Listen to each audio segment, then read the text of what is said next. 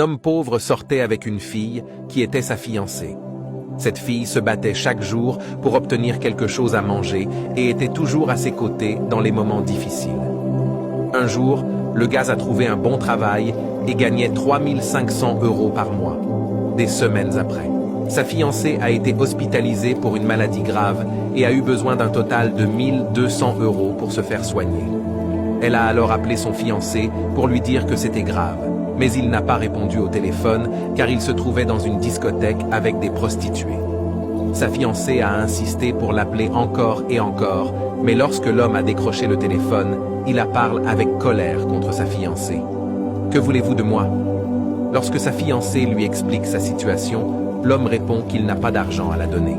Sa fiancée, en larmes, lui dit qu'après tout ce que j'ai fait pour toi, tu ne peux pas me faire ça et que j'ai été avec toi dans les pires moments. L'homme a répondu qu'il s'en fichait d'elle et ses histoires du passé.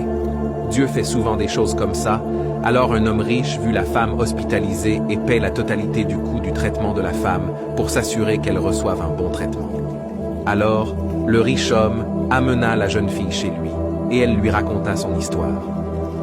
Le triste homme riche eut pitié de la jeune fille et lui demanda quoi faire pour l'aider à gagner sa vie. Elle a répondu qu'elle était une experte en vêtements. L'homme riche construit un grand magasin de vêtements pour qu'elle puisse gagner sa vie. La fille qui pleure remercie sincèrement l'homme riche. Quelques années plus tard, son avare fiancé perd son emploi et il n'a plus rien à faire. Un jour, son fiancé a vu sa fiancée dans sa voiture et a commencé à la supplier de revenir dans sa vie. La jeune fille fit semblant de ne pas le connaître et s'éloigna.